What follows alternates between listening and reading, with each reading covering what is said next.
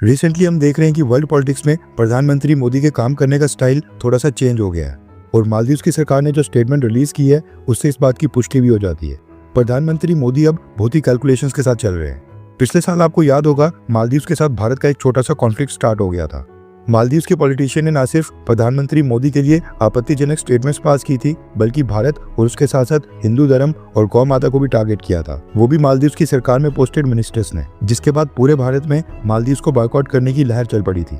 यहाँ पर हम सब मिलकर मालदीव को बॉयकॉट करने की बात कर रहे थे, लेकिन पता चला कि वहाँ पर भारत सरकार बैकडोर से मालदीव को स्पेशल प्रिविलेजेस दे रही है। पिछले कल एक रिपोर्ट सामने आई है जिसमें पता चला है कि मालदीव की रिक्वेस्ट के ऊपर भारत सरकार ने मालदीव को कई सारी कमोडिटीज की कोटा से ज्यादा एडिशनल सप्लाई भेजने का फैसला किया है।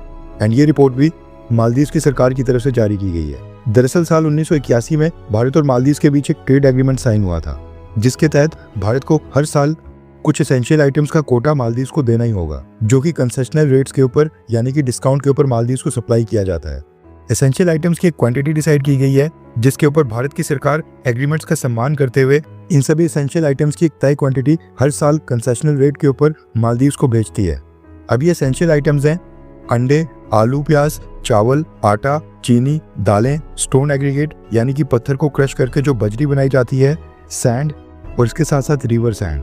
खबर आ रही है कि पिछले साल मालदीव ने भारत को कहा कि 1981 के पैक्ट को फॉलो करते हुए भारत ये सारी चीजें मालदीव को सप्लाई करे, और भारत सरकार ने वैसा ही किया।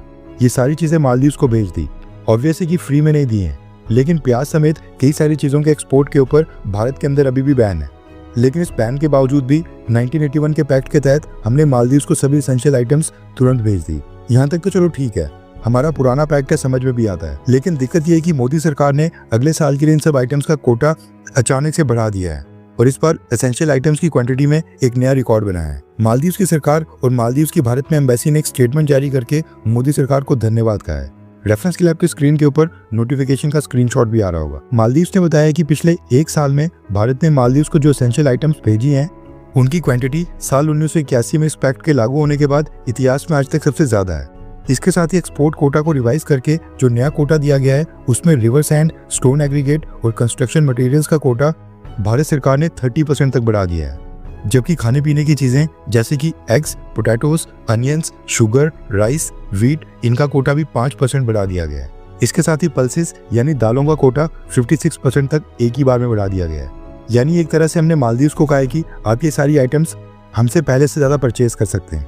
इसका मतलब है कि मोदी सरकार अभी भी मालदीव के नए प्रेसिडेंट मोहम्मद मिर्जो की हरकतों को इग्नोर कर रही है और अपनी तरफ से बड़ा दिल दिखाते हुए नरमी बरत रही है, जबकि मालदीव के नए प्रेसिडेंट मोहम्मद मिर्जो ने भारतीय ट्रूप्स को भी वहां से निकलवा दिया था और आज भी लगातार चाइना के रिसर्च वेसल्स को अपने देश में एंट्री दे रहे हैं। खैर, सरकार को ज्यादा अच्छे से पता है कि वो क्या कर रही है।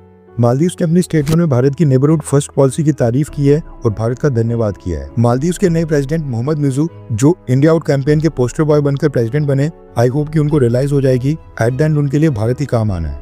ये चाइना, पाकिस्तान और टर्की के चक्कर में भारत के साथ अपने रिश्ते खराब ना करें।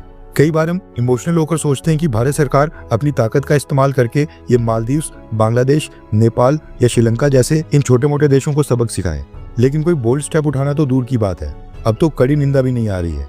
इसलिए भारत में एक सेक्शन ये बात करने लगा है कि इन सबको सबक सिखाना प्रधानमंत्री मोदी के बस का काम नहीं है, बल्कि योगी आदित्यनाथ जैसा भारत में एक स्ट्रॉन्ग लीडर चाहिए जो इनको सबक सिखा सकता है। अब इसके ऊपर आपकी क्या राय है, नीचे कमेंट करके अपनी राय जरूर बताएं।